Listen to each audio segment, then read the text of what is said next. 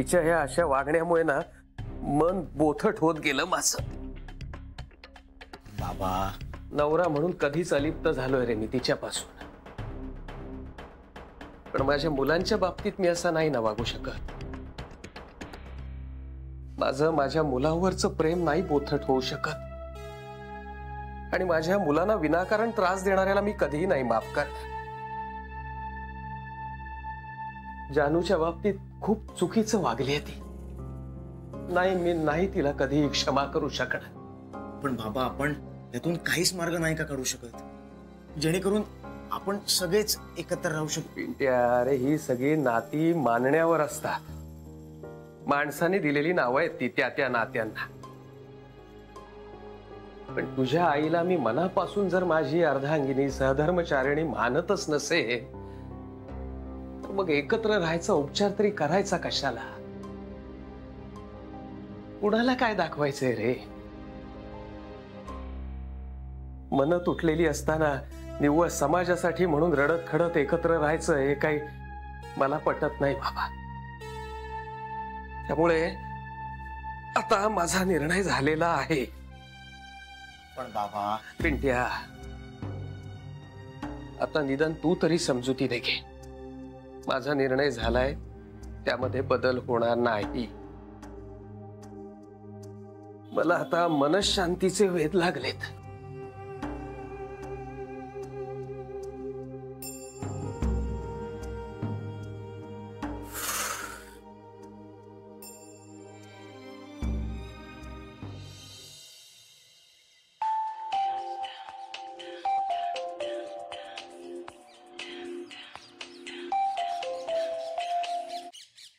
हा मनीष, मी तुला एक 5 मिनिटात फोन करते.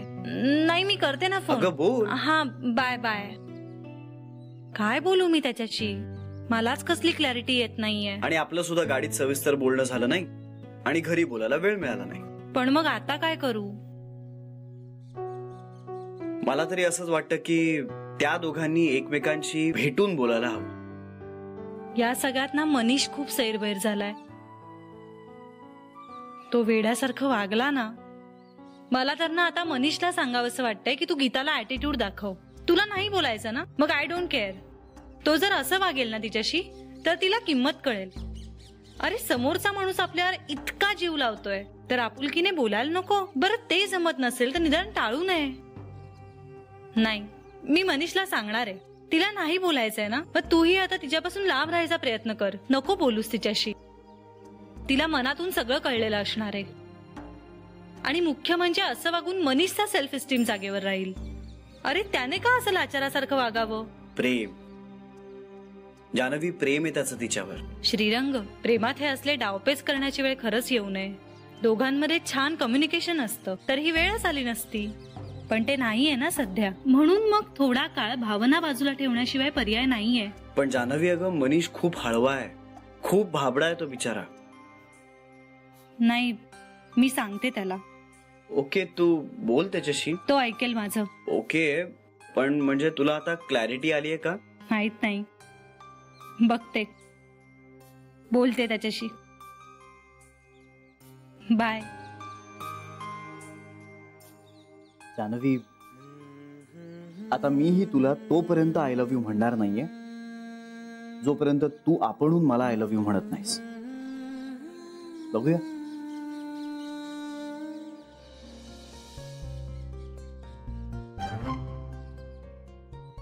आई, काय करतेस तू? घरी चल आधी. मी फेऱ्या मारते रे. हे कसे असे बाहेर येऊन फेऱ्या मारतात आणि डोकं शांत ठेवण्यासाठी प्रयत्न करतात. म्हटलं आपण करून बघावं ना.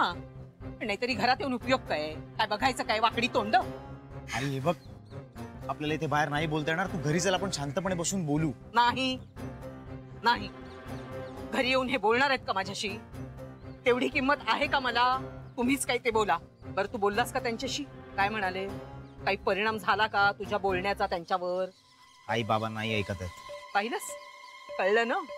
अरे, आपण कितीही जीव टाकला आणि कितीही रक्त आटवलं ना, तरी त्यांना जे ऐकायचं नसतं ते नाहीच ऐकणार. आई, जरा प्लीज हळू बोल ना ग, लोक ऐकतील. अरे, कळू दे ना, कळू दे ना मग लोकांना. अरे मी बोलते तर माझं तोंड दिसतं, हे कसे वागतात ते कळतं का? अगं पण कशाला तमाशे उगाच तू. काही बिघडत नाहीये, घरटी भांडणं होतच असतात, कळलं ना? आणि मला घराबाहेर काढल्यानंतर काय तमाशा व्हायचा तो दिसणारच आहे ना लोकांना. बाबा नाही तुला घराबाहेर काढणार. मग स्वतः जातील.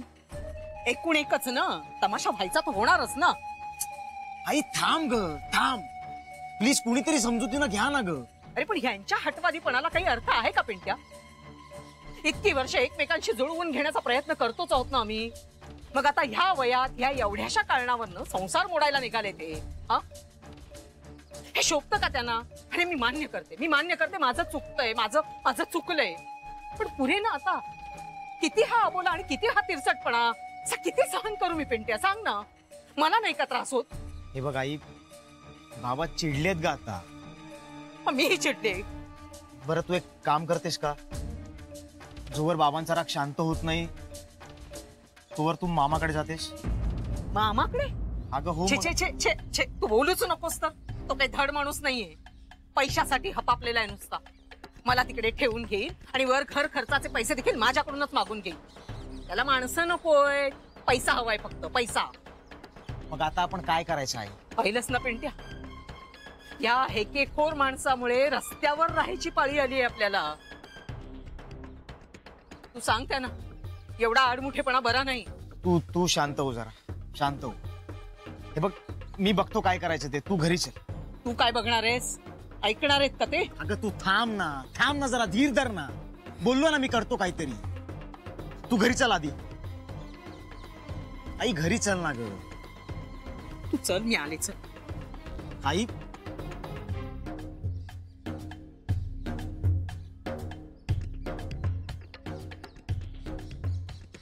आई चल ना. अरे आले म्हटलं ना.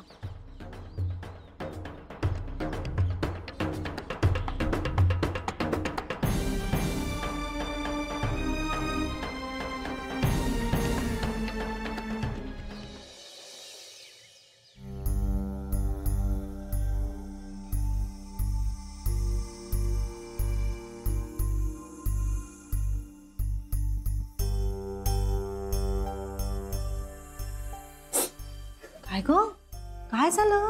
गीता इकडे बघ. गीता, वैताग आलाय मला. हळू हळू. कोणी नाहीये बँकेत, कोणी येत नाही यांच्या बँकेत, आणि वागतात तर असे जणू काही ही जगातली सगळ्यात मोठी बँक आहे यांची. गीता काय झालंय, जरा नीट सांगशील का मला? काय झालंय? मला एक गोष्ट कळत नाहीये, जर मी इतकी वाईट एम्प्लॉई आहे तर मला काढून का नाही टाकत बँकेतून? म्हणजे यांनाही बरं आणि मलाही. गीता काय झालंय नक्की, मला सांग बघू. काय म्हणाले सर? यांना ना कोणीतरी जाऊन सांगायला पाहिजे की प्रत्येकाच्याच आयुष्यात कधीतरी चांगली आणि कधीतरी वाईट दिवस येतात. यांची जी दररोजची टर आहे ना, ती स्पोर्टिंगली घेणार नाही म्हणावं कोणीही. हो हो बरोबर आहे, मी सांगीन त्यांना. पण मला अजूनही कळत नाहीये की आत्ता नेमकं काय झालंय. एका कस्टमरची सही मॅच होत नव्हती, ती मी ओके केली म्हणून चिडले ते. आणि मग मी दिसले की साधारणपणे 10वीच्या गणिताच्या पेपरमध्ये मला किती कमी मार्क होते इथपर्यंत मागे मागे जाऊन माझ्या चुका काढतात. आणि मग माझे फोन्स, हा तर त्यांच्या आवडीचाच विषय. आणि यांना सतत यांच्या बायकोचे इरिटेटिंग फोन्स येतात, त्याच्याबद्दल आपण काहीच बोलायचं नाही. आणि आपल्याला जर आले तर आपण बेजबाबदार. असो, यात काही बदल होईल असं मला वाटत नाही. तू केलास तर होईल. म्हणजे गीता, चुका करणं कटाक्षाने टाळलंस तर ते बोलायचे थांबतील. अगं आता मी पंचिंग बॅग झाली आहे जान्हवी. कान फाट्या. आता काही झालं ना तरी ते मलाच बोलणार. असं नाहीये गीता. उद्या जर माझ्या हातून एखादी मोठी चूक झाली तर ते मला सुद्धा तेवढंच बोलतील. गीता हे बघ, चूक होणं हे किती ह्युमन असलं तरी त्याबाबतचा आपला ऍटिट्यूड फार महत्वाचा असतो. आता जर तू चूक केलीस आणि हा ठीक आहे झाली माझ्याकडनं चूक असं म्हणालीस तर ते चिडणारच ना. आणि सही मॅच होत नसताना ती ओके करणं हे चुकीचंच आहे ना गीता. हो, पण अगं किती बोलतात ते मला. अगं स्वभाव येतो त्यांचा. तू रडणं थांबव बघू आधी. डोळे पुस. मला जर संधी मिळाली तर मी बोलीन त्यांच्याशी. पाणी हवंय तुला? ठीक आहे.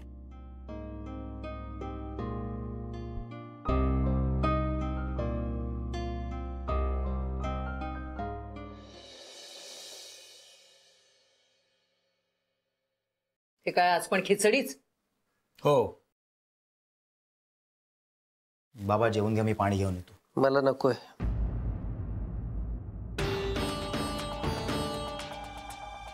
बाबा 2 दिवस झाले तुम्ही काहीही खाल्लेलं नाहीये, प्लीज खाऊन घ्या. अन्नावर इच्छाच नाहीये रे माझी. तरी पण खा, 2 घास का माझ्यासाठी खा. पिंट्या मला नकोय, तू जेवून घे. बाबा काय चाललंय तुमचं? हा काय चाललंय? का असं वागताय तुम्ही? आईला तुमचं म्हणणं कळलंय, तुमच्या अशा वागण्याने काही होणार नाहीये. आणि तुम्हीच म्हणता ना बाबा, मनात कितीही राग असला तरी तो अन्नावर काढू नये. आणि तुम्ही जेवणार नसाल तर मी पण नाही जेवणार. अरे अरे हे सगळं मी माझ्यासाठी करतोय, तुमचं काही नाही बाबा त्यात. बाबा काय करताय स्वतःसाठी?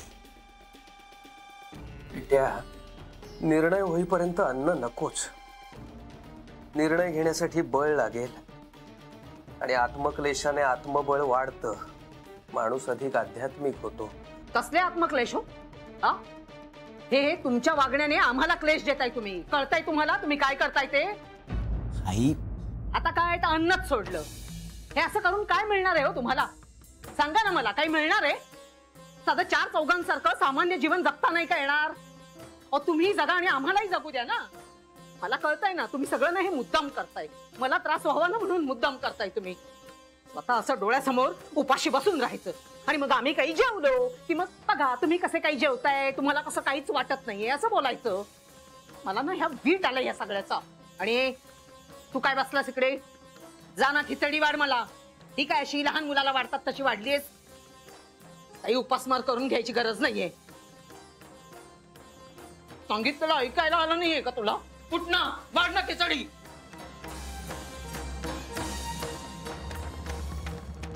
टाकून द्यायला मिजाच नाही आली मला.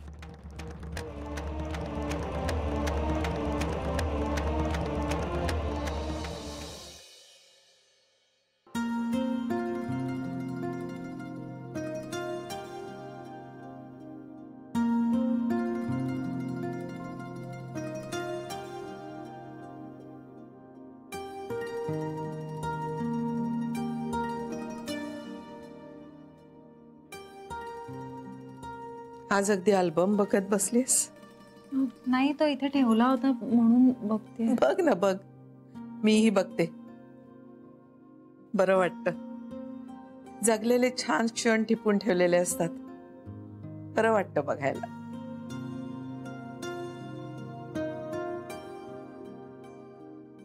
काय बघतेस एवढं?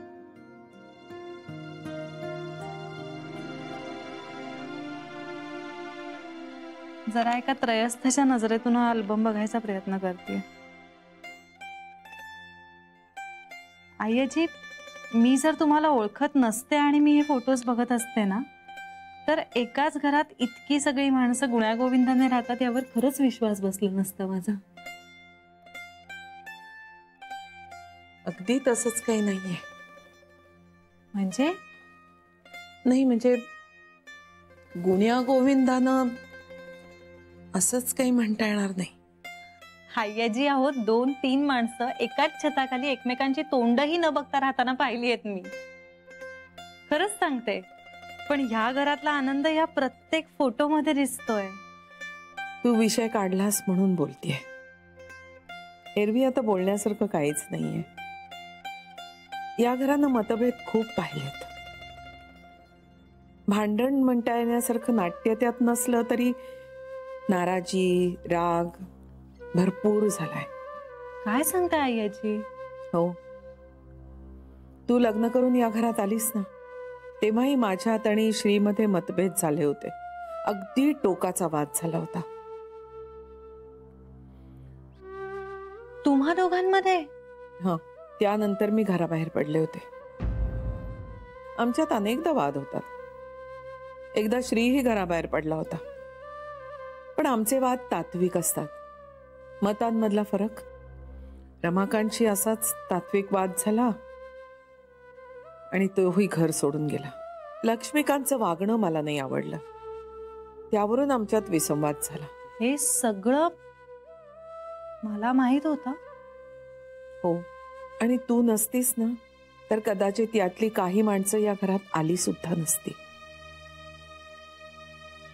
म्हणजे तुझ्यामुळे आम्हा सगळ्यांना एक नवा दृष्टिकोन मिळाला.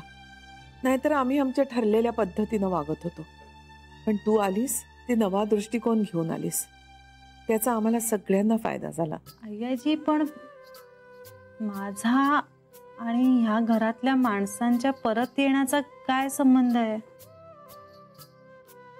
आता आज ठरलेलंच आहे ना, कळेल तुला, सगळं कळेल. तुम्ही दोघी जणी येताय ना? हो, आलोच. तू हो पुढे, येतो आम्ही. या.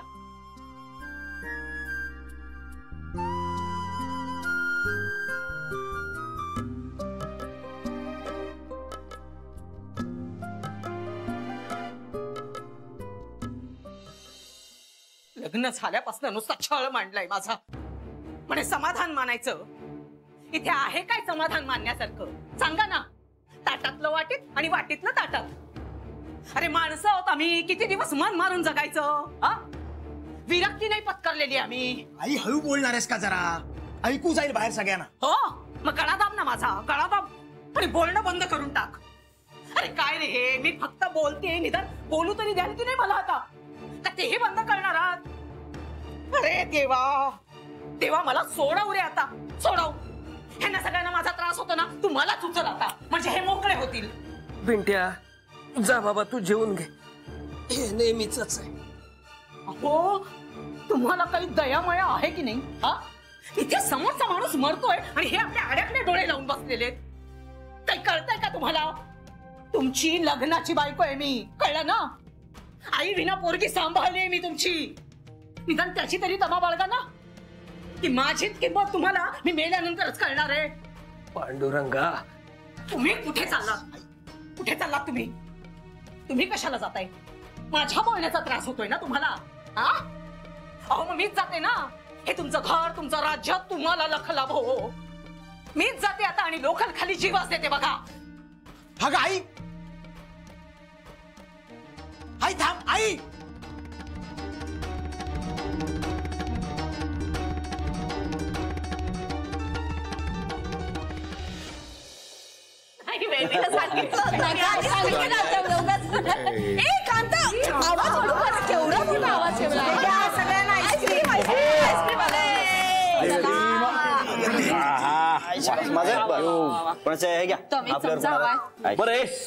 आधी खेळाचा नियम आहे का? ही उशी आपण सगळेजण एकमेकांकडे पास करणार आहोत. जान्हवीच्या हातात रिमोट असणार आहे. जान्हवी जेव्हा म्युझिक थांबवेल तेव्हा ज्याच्याकडे ही उशी असेल त्यांनी जान्हवी बद्दलची आपली एक आठवण सांगायची, जान्हवी बद्दल काही बोलायचं. आणि मग ते सांगून झालं की जान्हवी माझ्याशी कन्सल्ट करून त्याला योग्य ती शिक्षा दे. एक मिनिट, हे जान्हवी माझ्याशी कन्सल्ट करून वगैरे हे तुमच्या मनातलंय हो की नाही? हे काही खेळाचे नियम नाहीये. बघितलंस ना कसं चापलूसगिरी करतोय ते? बघा तरी. नाही, काकाला कन्सल्ट करणं वगैरे कॅन्सल. जान्हवी, तू नुसतीच शिक्षा सांग. मी शिक्षा सांगायची का? ग म्हणजे खेळात ग. नाही तरी नको. म्हणजे मी कशी शिक्षा सांगणार? अगं एकदम सोपं आहे. मी सांगू काय? बघ, आता समजा बेबीची टर्न आली ना, तर बेबीला सांगायचं उठा भाषा काढायच्या. काढते ती. शरीरची वेळ आली ना, तर शरीराला सांगायचं भिंतीकडे तोंड करून बघा दिवस. एकदम सोपं आहे. आणि जान्हवी, तुला काय अडलंच ना तर मी मदत करायला. हो, मग आम्ही पण सांगणार तुला शिक्षा. मी तुझ्या नाकावरचे ब्लॅकहेड्स काढणार.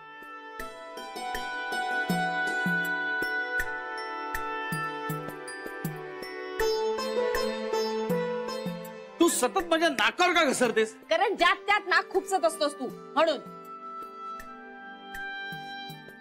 अरे ऐका, भांडू नका. जान्हवी, अगं गमतीत असणार आहे.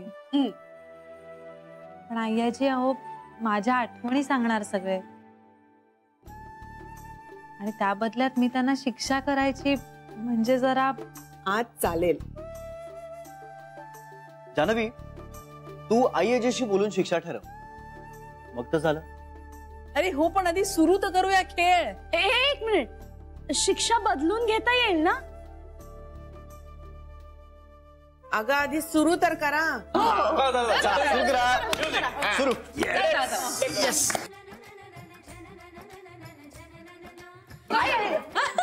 बघायचं नाही.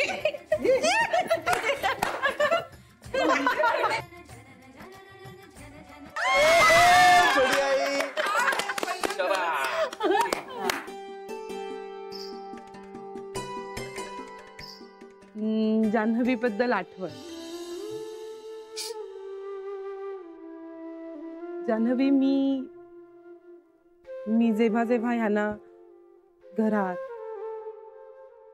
किचन मध्ये किंवा माझ्या आजूबाजूला वावरताना बघते ना,